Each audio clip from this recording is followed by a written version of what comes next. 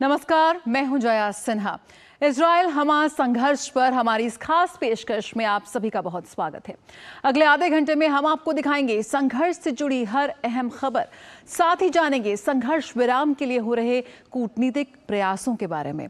Israel Lebanon सीमा पर बढ़ते तनाव और झड़पों पर भी डालेंगे नजर। साथ ही बात होगी गाजा में मानवीय सहायता की। इजराइल हमास संघर्ष का आज 34वां दिन है। हमास के खिलाफ सैन्य अभियान पर निकली इजरायली सेना गाजा सिटी के केंद्र तक पहुंच गई है, जहां हमास और उनके बीच भीषण लड़ाई जारी है। वहीं इजरायली प्रधानमंत्री बेंजामिन नेतन्याहू ने गाजा में युद्ध विराम की किसी भी संभावना को एक बार फिर खारिज कर दिया है। इसके अलावा इजरायली सेना ने उत्तरी गाजा में हमास का नियंत्रण खत्म होने का दावा किया है। वहीं संयुक्त राष्ट्र महासचिव एंटोनियो गुटेरेस ने संघर्ष में मृतकों की लगातार बढ़ती संख्या पर चिंता व्यक्त की है। और इस बीच वेस्ट बैंक और लेबनान की सीमा पर इजरायली सेना की झड़पें जारी हैं।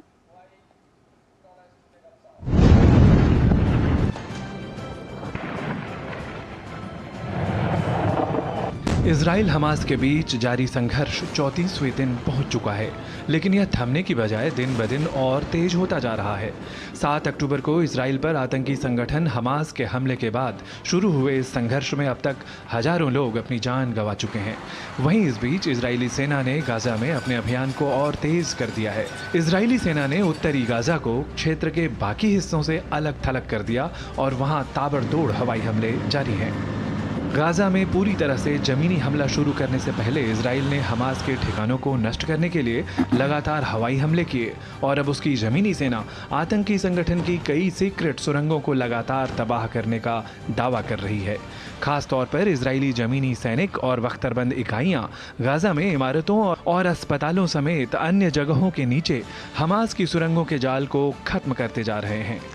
हमास की लाइफलाइन कहे जाने वाले उसके टनल नेटवर्क पर जमकर बमबारी की जा रही है।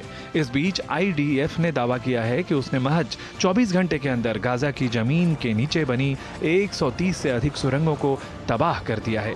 इन सुरंगों के जरिए हमास अपनी आतंकवादी गतिविधियों को अंजाम दे रहा था। इस बीच इजराइल के प्रधानमंत्री बेंजामिन नेतन्याहू ने यरूशलेम में युद्ध प्रबंधन कैबिनेट की बैठक बुलाई, जिसमें संघर्ष की ताजा स्थिति के अलावा हमास के खिलाफ आगे की रणनीति पर भी चर्चा की गई। वहीं बेंजामिन नेतन्याहू ने गाजा में युद्ध विराम की किसी भी संभावना को एक बार फिर खारिज कर दिया है। नेतन्याहू ने साथ ही कहा कि हमास गाजा के लोगों का प्रतिनिधित्व नहीं करता है। हमारे बंधकों की रिहाई के बिना कोई युद्ध विराम नहीं होगा। इसके अलावा सब बेकार है। कुछ मुट्ठी भर लोग हैं जो जनता का प्रतिनिधित्व नहीं करते हैं और जो कानून को अपने हाथ में लेते हैं। हम इसे बर्दाश्त करने के लिए तैयार नहीं हैं। हम इसे स्वीकार करने वाले नहीं हैं। हम हर तरह से इसके खिलाफ कार्रवाई करेंगे। हमास इजराइल को क्षति पहुंचाता है और ये जनता का प्रतिनिधित्व नहीं करता है। मैं इसकी निंदा करता हूं और हम इसके खिलाफ कार्रवाई करेंगे। उधर इजराइल ने बड़ा दावा करते हुए कहा है कि उत्तरी गाजा में हमास का नियंत्रण खत्म हो गया है। इजरायली सैनिकों ने गाजा के काफी अंदर तक पहुंचकर चारों ओर से उसे घेर लिया है और कार्रवाई में हमास को बड़ा नुकसान पहुंचा है और इस दौरान उसके कई बड़े आतंकी मारे भी गए हैं। इजरायली सेना ने एक बार फिर दोहराया है कि हमास अपनी ढाल के रूप में गाजा के लोगों का इस्तेमाल कर रहा है। हमास ने उत्तरी गाजा में नियंत्रण खो दिया है। कोई युद्ध विराम नहीं होगा। हमास के साथ संघर्ष जारी है। हमास के अधीन जनता दक्षिण की ओर भाग रही है क्योंकि वे जानते हैं कि हमास उन्हें मानव ढाल के रूप में उपयोग कर रहा है। हम चाहते हैं कि लोग दक्षिण की ओर अधिक सुरक्षित स्थान पर चले जाएं। गाजा के लोगों के साथ हमारा युद्ध नहीं है। हमास के साथ हमारा संघर्ष है, जिसने हमारे लोगों को बंधक बना रखा है और 7 अक्टूबर का जानलेवा हमला किया था। वहीं इजराइल के रक्षा मंत्री योव गैलेंट ने गाजा को हमास द्वारा बनाया गया अब तक का सबसे बड़ा आतंकी अड्डा करार दिया है। उन्होंने कहा कि हमास ने पूरे शहर को लंबी सुरंगों और हथियारों से घेर रखा है, जिससे यह एक बड़ा आतंकी अड्डा बन चुका है। गाजा मानव जाति द्वारा बनाया गया अब तक का सबसे बड़ा आतंकी अड्डा है। यह पूरा शहर एक बड़ा आतंकी अड्डा है। भूमिगत लंबी सुरंगें जो अस्पतालों और स्कूलों से जुड़ती हैं, इनमें संचार कक्ष और गोला बारूद का भंडारण शामिल है। यह सब आतंकी कार्रवाई के लिए है, जिससे वे इजराइल के नागरिकों और आईडीएफ सैनिकों को चोट पहुंचा सकें। इस बीच इजराइल पर हमास के हमले नहीं रुक रहे। हमास ने दावा किया है कि वो इजराइल के कई शहरों पर रॉकेट दाग रहा है। इसके अलावा आतंकी संगठन ने एक वीडियो जारी करते हुए बताया कि गाजा की सड़कों पर इजरायली सैनिकों के साथ करीबी लड़ाई जारी है। वहीं दूसरी तरफ वेस्ट बैंक में भी इजराइल का सैन्य अभियान जारी है। आतंकियों की धरपकड़ के लिए इजरायली सेना अलग अलग स्थानों पर लगातार छापेमारी कर रही है। इस बीच बख्तरबंद इजरायली वाहन वेस्ट बैंक के कब्जे वाले शहर तुबास में पहुंचे, जहां हिंसक झड़पों की खबर है। इसके अलावा इजराइल और हिजबुल्लाह के बीच भी हिंसक झड़पों की खबर है। इजरायली सेना अपने उत्तरी क्षेत्र से लेबनान में हिजबुल्लाह से संबंधित बुनियादी ढांचे पर लगातार हमला कर रही है। गौरतलब है कि इजराइल की कार्रवाई में हिजबुल्लाह के 50 से ज्यादा लड़ाके मारे जा चुके हैं। वहीं संयुक्त राष्ट्र महासचिव एंटोनियो गुटेरेस ने संघर्ष में मृतकों की लगातार बढ़ती संख्या पर चिंता व्यक्त की है। उन्होंने कहा कि गाजा में मारे गए नागरिकों की संख्या से पता चलता है कि सैन्य अभियानों में कुछ गलत है। उन्होंने साथ ही लोगों को मानव ढाल के रूप में इस्तेमाल करने पर हमास की आलोचना की। हमास लोगों को मानव ढाल बनाने का उल्लंघन कर रहा है, लेकिन जब कोई सैन्य अभियानों में मारे गए नागरिकों की संख्या को देखता है तो कुछ ऐसा है जो स्पष्ट रूप से गलत है। कुछ ही दिनों में गाजा में हजारों बच्चे मारे गए हैं, जिसका मतलब है कि जिस तरह से सैन्य कार्रवाई की जा रही है उसमें कुछ गलत है। गौरतलब है कि इस संघर्ष को लेकर दुनिया भर में कूटनीतिक स्तरों पर वार्ताओं का दौर जारी है, लेकिन इजराइल ने बार बार इस बात को दोहराया है कि बंधकों की सुरक्षित रिहाई और हमास के खात्मे के साथ ही यह संघर्ष अपने मुकाम पर पहुंच पाएगा।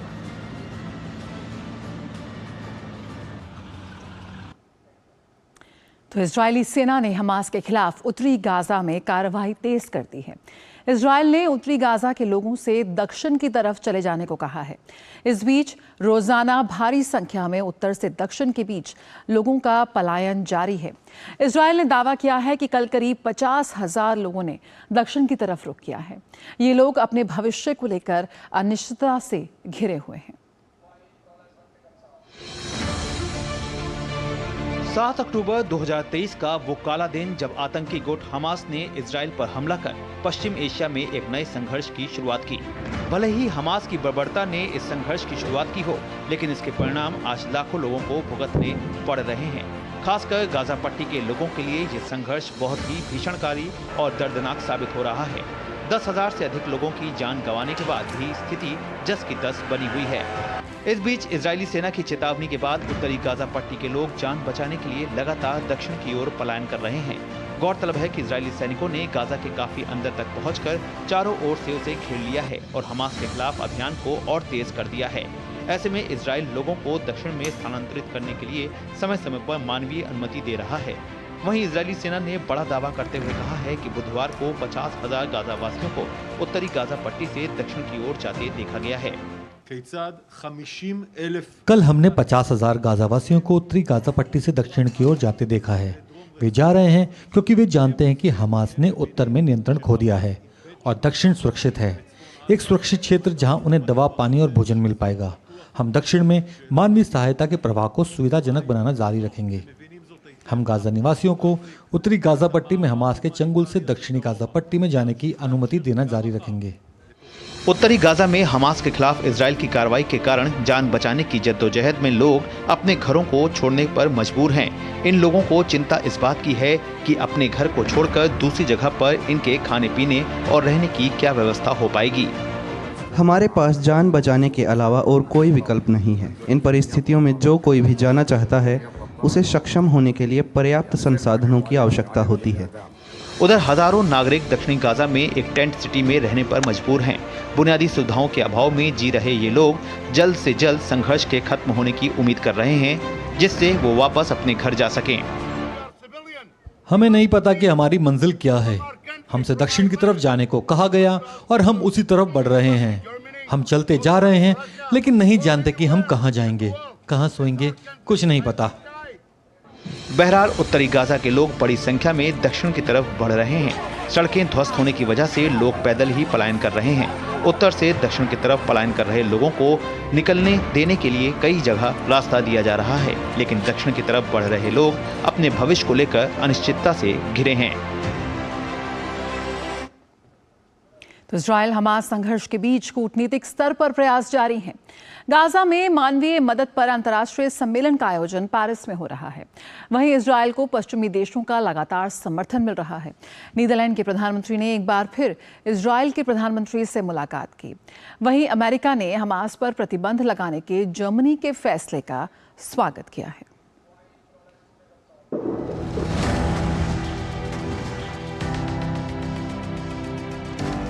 गाजा में फिलिस्तीनी नागरिक गंभीर मानवीय संकट से गुजर रहे हैं। इजराइल की तरफ से हो रही लगातार बमबारी और बिजली, ईंधन, पानी, मेडिकल आपूर्ति की कमी से जूझ रही जनता के लिए फ्रांस के राष्ट्रपति इमैनुअल मैक्रों की पहल पर गाजा में मानवीय मदद पर अंतर्राष्ट्रीय सम्मेलन का आयोजन हो रहा है। पेरिस शांति सम्मेलन से इतर हो रहे सम्मेलन में गाजा में मानवीय मदद पहुंचाने के लिए ठोस कार्रवाई पर चर्चा हो रही है। गाजा में मदद पहुंचाने में देशों, मुख्य दानदाताओं, अंतर्राष्ट्रीय संगठनों और गाजा में काम कर रहे गैर सरकारी संगठन की भूमिका अहम है। इस सम्मेलन में मुख्य रूप से 3 लक्ष्यों पर चर्चा हो रही है। इसमें अंतर्राष्ट्रीय मानवीय कानून के पालन और नागरिकों के साथ साथ मानवीय मदद पहुंचाने वाले कर्मचारियों की सुरक्षा प्रमुख है। स्वास्थ्य, जल, ईंधन और खाने को लेकर अंतर्राष्ट्रीय मानवीय मदद पर चर्चा हो रही है। इसमें मुख्य रूप से चर्चा के बाद गाजा में फील्ड हॉस्पिटल की तैनाती, मानवीय वायु और समुद्री गलियारे की स्थापना और गाजा में बेहतर तरीके से राहत सामग्री पहुंचाने को लेकर समन्वय पर स्थिति साफ होगी। बैठक में भाग लेने वाले देश वर्तमान में दी जा रही मदद और संयुक्त राष्ट्र की फंडिंग अपील के ढांचे के तहत नई मानवीय मदद पर अपनी अपनी घोषणाएं करेंगे। संयुक्त राष्ट्र ने गाजा में 1.2 अरब डॉलर की मदद का अनुमान लगाया है। इस बैठक में इजराइल सरकार का कोई प्रतिनिधि भाग नहीं ले रहा है। इस बीच इजराइल को पश्चिमी देशों का समर्थन मिलना लगातार जारी है। नीदरलैंड के प्रधानमंत्री मार्क रूटे ने यरूशलेम में इजराइल के प्रधानमंत्री बेंजामिन नेतन्याहू से मुलाकात की। नेतन्याहू ने संघर्ष के समय इजराइल के साथ अपनी दोस्ती दिखाने और इजराइल के साथ खड़े रहने के लिए मार्क रूट का आभार जताया। संघर्ष शुरू होने के बाद से नीदरलैंड के प्रधानमंत्री का यह दूसरा इजराइल दौरा है। वहीं कल 7 प्रमुख औद्योगिक देशों के समूह के शीर्ष राजनयिकों ने टोक्यो में G7 बैठक के बाद इजराइल हमास संघर्ष पर एकीकृत रुख की घोषणा करते हुए हमास की निंदा की। साथ ही इजराइल के आत्मरक्षा के अधिकार का समर्थन किया और गाजा पट्टी में प्रभावित लोगों की सहायता में तेजी लाने के लिए मानवीय आधार पर संघर्ष रोकने का आह्वान किया। G7 सदस्य हमास और अन्य द्वारा किए गए आतंकवादी हमले की स्पष्ट रूप से निंदा करने और बंधकों को तत्काल रिहाई की मांग करने पर सहमत हैं। हम इस बात पर सहमत हैं कि गाजा में मानवीय संकट को दूर करने के लिए तत्काल कार्रवाई करना बहुत जरूरी है। G7 की बैठक के बाद दक्षिण कोरिया की यात्रा पर पहुंचे अमेरिकी विदेश मंत्री एंटनी ब्लिंकन की अपने समकक्ष पार्क जिन के साथ हुई द्विपक्षीय बैठक में इजराइल हमास संघर्ष का मुद्दा छाया रहा। इस बीच अमेरिका ने हमास की गतिविधियों पर पाबंदी लगाने के लिए जर्मनी के फैसले का स्वागत किया है। अमेरिकी विदेश विभाग ने जारी बयान में दुनिया के दूसरे देशों से हमास को जवाबदेह ठहराने के लिए कार्रवाई करने का आग्रह किया है। इजराइल और हमास के बीच संघर्ष दिन ब दिन भीषण रूप लेते जा रहा है। इसके साथ ही कई स्तरों पर कूटनीतिक प्रयास जारी हैं। पेरिस में चल रहे अंतर्राष्ट्रीय सम्मेलन में गाजा में मानवीय मदद पहुंचाने पर चर्चा चल रही है। वहीं पश्चिमी देशों का इजराइल को समर्थन मिलना लगातार जारी है। कूटनीतिक स्तर पर चल रहे प्रयास आने वाले समय में कितने कारगर साबित होंगे, ये तो आने वाला समय ही बताएगा। कूटनीतिक जो तमाम प्रयास चल रहे हैं वो कितना कारगर साबित होने जा रहे हैं और गाजा में मानवीय मदद भेजने के लिए कई देश आगे आ रहे हैं। इटली ने गाजा के लिए एक हॉस्पिटल शिप भेजा है, तो वहीं गाजा में मानवीय मदद के तौर पर अब पहले से ज़्यादा ट्रक आ रहे हैं। कल 100 से ज़्यादा ट्रक गाजा में दाखिल हुए। वहीं मानवीय मदद की खेप को बढ़ाने के लिए कूटनीतिक प्रयास जारी हैं। यह है इटली का हॉस्पिटल शिप, इटली के नौसेना का वोल्केनो जहाज। गाजा में घायलों के इलाज के लिए इस जहाज को सभी मेडिकल सुविधाओं से लैस किया गया है। जहाज में ICU unit, surgery room, MIR room के अलावा इमरजेंसी ट्रीटमेंट रूम है, जहां मरीजों का इलाज किया जाएगा। इटली के सिविटा वेक्चिया से भेजे गए इस हॉस्पिटल में 170 कर्मचारी मौजूद हैं, जिसमें मेडिकल इमरजेंसी को संभालने वाले 30 लोग भी शामिल हैं। इसके अलावा गाजा में मानवीय मदद के लिए इटली एक फील्ड हॉस्पिटल भेजने की योजना पर काम कर रहा है। हम इसे युद्ध प्रभावित क्षेत्रों के पास भेजना चाहते हैं, क्योंकि इससे साफ संकेत ये जाएगा कि इटली किस तरह फिलिस्तीनी लोगों की मदद की योजना बना रहा है। इन हफ्तों में फिलिस्तीनी लोगों के प्रति अपनी निकटता और हमास के आतंकवादियों से अपनी दूरी व्यक्त करने के बाद हम कुछ वास्तविक करना चाहते थे। आज जहाज वल्केनो 170 लोगों को लेकर रवाना होगा, जिनमें से 30 लोग नौसेना से हैं और चिकित्सा आपात स्थिति के लिए प्रशिक्षित हैं। अन्य 30 लोगों को विमान से भेजा जाएगा। इटली से भेजा गया जहाज गाजा में घायलों का इलाज करेगा। गाजा में मानवीय मदद पहुंचाने के लिए लगातार कई देश आगे आ रहे हैं। इस बीच रफा क्रॉसिंग से राहत सामग्री लेकर 100 से ज्यादा ट्रक गाजा में दाखिल हुए। फिलिस्तीनी रेड क्रेसेंट सोसाइटी ने कहा कि कल रफाह के जरिए 106 ट्रक से राहत सामग्री गाजा पहुंची। कल कुवैत से आए हुए 5 एम्बुलेंस भी रफा क्रॉसिंग के जरिए गाजा पहुंचे। 21 अक्टूबर से लेकर अब तक 756 ट्रकों के जरिए राहत सामग्री पहुंची है, लेकिन ये राहत सामग्री गाजा की 20 लाख से ज्यादा आबादी के लिए काफी नहीं है। राजनयिक स्तर पर प्रभावी तरीके से मानवीय मदद को बढ़ाने पर लगातार प्रयास चल रहे हैं। गाजा में प्रभावी मानवीय सहायता पहुंचाने के लिए हम इजराइल, अमेरिका, मिस्र के साथ लगातार बातचीत कर रहे हैं। अब तक पहुंचने वाली मदद काफी कम है और इसमें काफी देरी हो रही है। इस बीच गाजा के अल शिफा अस्पताल में मेडिकल आपूर्ति की दूसरी खेप पहुंची है। विश्व स्वास्थ्य संगठन और फिलिस्तीनी शरणार्थियों के लिए यूएन एजेंसी ने संयुक्त बयान जारी कर कहा कि अल शिफा अस्पताल में पहुंचने वाली मदद काफी कम है।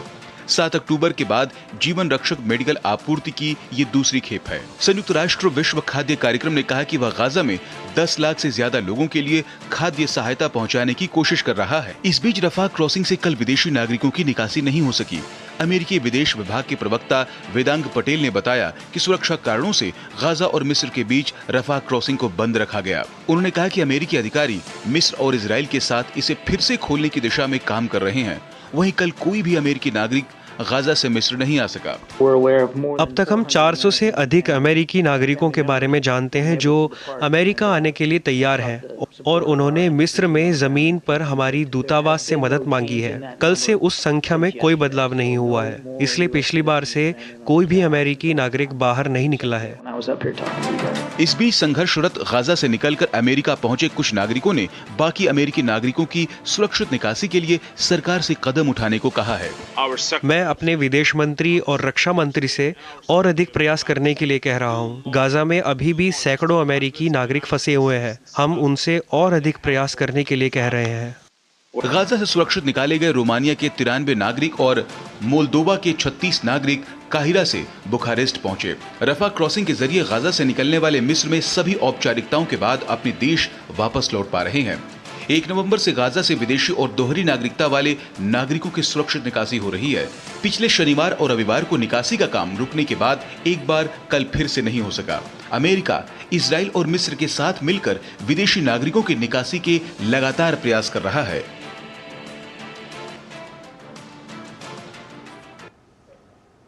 और हमास के कैद से बंधकों को छुड़वाने के लिए कूटनीतिक प्रयास जारी हैं। इस बीच 15 बंधकों को छुड़वाने के लिए संघर्ष को 1 या 2 दिन के लिए बंद करने की खबर को इजरायली प्रधानमंत्री बेंजामिन नेतन्याहू ने सिरे से खारिज किया। उन्होंने एक बार फिर दोहराया कि बंधकों की रिहाई के बिना कोई संघर्ष विराम संभव नहीं। इस बीच बंधकों को छुड़वाने के लिए उनके परिवार वालों का प्रदर्शन लगातार जारी है। 7 अक्टूबर के हमले के बाद कब्जे में लिए गए इजरायली और अन्य विदेशी नागरिकों को छुड़वाने के लिए इजरायल की सैन्य कार्रवाई लगातार जारी है। इसके लिए कूटनीतिक स्तर पर भी प्रयास किए जा रहे हैं। इजरायली सेना ने हमास के कब्जे में 240 लोगों के होने की बात कही थी। इजरायल की सैन्य खुफिया इकाई और इजरायली सुरक्षा एजेंसी ने मोटे तौर पर अनुमान लगाया है कि हमास के कब्जे में 7 अक्टूबर को अगवा किए गए 180 बंधक हैं। इस अनुमान में कहा गया है कि बंधकों में से 40 फिलिस्तीनी इस्लामिक जिहाद की और 20 अन्य इस्लामी समूहों की हिरासत में हैं। इस बीच एक रिपोर्ट में दावा किया गया कि संघर्ष के 1 या 2 दिन बाद बंद होने की स्थिति में 10 से 15 बंधक छोड़े जा सकते हैं। इजराइल के प्रधानमंत्री बेंजामिन नेतन्याहू ने इस दावे को अफवाह बताते हुए सिरे से नकार दिया है। हमारे बंधकों की रिहाई के बिना कोई संघर्ष विराम नहीं होगा, बाकी सब बेकार की बातें हैं। कतर की मध्यस्थता से अब तक हमास की कैद से 4 बंधक रिहा हुए हैं। संघर्ष शुरू होने के बाद से कई अमेरिकी राजनयिक पश्चिम एशिया का दौरा कर रहे हैं। बंधकों की रिहाई के नए दावे के बीच अमेरिकी खुफिया एजेंसी CIA के निदेशक विलियम बर्न्स का आज कतर दौरे का कार्यक्रम है। इसके बाद वे जॉर्डन का भी दौरा करेंगे। इस बीच बंधकों के कुछ परिजनों के साथ इजराइल के विदेश मंत्री एली कोहेन यूरोपीय संसद पहुंचे। कोहेन ने यूरोपीय संघ के नेताओं से बंधकों की रिहाई के लिए आतंकी संगठनों पर हर तरह से दबाव डालने का आग्रह किया। इजराइल के विदेश मंत्री एली कोहेन ने यूरोपीय आयोग की अध्यक्ष उर्सुला वॉन डेर लेयेन से मुलाकात की। बैठक के बाद यूरोपीय आयोग के अध्यक्ष ने बंधकों की तत्काल रिहाई की अपनी अपील को दोहराया। इस बीच रफाह पहुंचे संयुक्त राष्ट्र मानवाधिकार उच्चायुक्त ने बंधकों को लगातार कैद में रखने को युद्ध अपराध माना। साथ ही उन्होंने बंधकों की रिहाई को मानवाधिकार की एक अनिवार्यता बताया। 7 अक्टूबर को फिलिस्तीनी सशस्त्र समूहों द्वारा किए गए अत्याचार जघन्य, क्रूर और चौंकाने वाले थे। वे युद्ध अपराध थे। साथ ही बंधकों को लगातार कैद में रखना भी युद्ध अपराध है। इजराइल की संसद ने नेसेट में आने वाले मेहमानों की खाली सीट पर बंधकों की तस्वीर लगाकर लगभग 240 लोगों को श्रद्धांजलि दी। नेसेट के अध्यक्ष ने कहा कि संसद बंधकों की शीघ्र और सुरक्षित वापसी के लिए प्रार्थना कर रही है। מוקרנים ברחבי המשכן ובאגף הוועדות סרטונים מטעם משפחות החטופים במחזוריות של 1 לשעה, וזאת על כלל המסכים המוצבים ברחבי משכן הכנסת. इस बीच बंधकों के परिजन लगातार अपने प्रियजनों की रिहाई के लिए प्रदर्शन कर रहे हैं। वे जल्द से जल्द अपने प्रियजनों की रिहाई चाहते हैं। बंधकों को तुरंत वापस घर लाया जाए। हम चाहते हैं कि सरकार बंधकों को तुरंत घर वापस लाए। तेल अवीव के हाकिरया में बंधकों के परिजन लगातार धरने प्रदर्शन पर बैठे हैं। बंधकों के परिजनों का कहना है कि वे तब तक नहीं जाएंगे जब तक उनके प्रियजन रिहा नहीं हो जाएं। बंधकों में वैसे लोग भी शामिल हैं जिन्हें स्कूल से अगवा किया गया है। हम यहाँ पर बंधकों की कहानी बताने के लिए आए हैं। स्कूल से 40 लोगों को अगवा कर गजा में रखा गया है। ये उसी स्कूल में पढ़ती है जहाँ से शिक्षकों और बच्चों को अगवा किया गया है। मैं डरी हुई हूँ क्योंकि जैसा पहले स्कूल में और हमारे घर पर होता था, जिनके साथ हम खेलते थे, अब पहले जैसा नहीं होगा। हम चाहते हैं कि वे तुरंत लौटें। तेल अवीव के हाकिरया में कैंप लगाकर बंधकों को छुड़ाने के प्रियजन और परिचित लगातार मांग कर रहे हैं। यहाँ इन्होंने बैठ गए हैं और कह रहे हैं कि हम यहाँ से तब तक नहीं जाएंगे जब तक हमारे जो घर वाले हैं, हमारे जो पड़ोसी हैं, हमारे जो जानने वाले हैं, उनको इजरायली सरकार छुड़वा के नहीं लाती। तो क्लियरली प्रेशर माउंट कर रहा है बेंजामिन नेतन्याहू पर। वहीं बेंजामिन नेतन्याहू साफ कह रहे हैं कि जो हमास चाह रहा है प्रिजनर्स वॉर, यहाँ सीज फायर, वो तब तक नहीं होगी जब तक हमास बंधकों को नहीं छोड़ता। अभी भी कूटनीतिक प्रयास जारी हैं कि बंधकों को छुड़वा लिया जाए, पर उसमें अभी तक ज़्यादा सफलता नहीं मिली है। अमृतपाल सिंह, डीडी न्यूज़, हाकिरया, तेल अवीव। तो एक बड़ा सवाल कि लगातार जो संघर्ष है वो बढ़ता जा रहा है, लेकिन बंधकों को अभी भी छोड़ने के लिए तैयार नहीं है यहाँ पर गाजा। और इसी के साथ इस विशेष संस्करण में इतना ही। इजराइल हमास संघर्ष पर लगातार आपको अपडेट्स देते रहेंगे। हमारे reporter Amritpal Singh ground zero पर मौजूद हैं। खबरों का सिलसिला भी जारी रहेगा दूरदर्शन न्यूज़ पर। फिलहाल मुझे दीजिए इजाज़त। नमस्कार।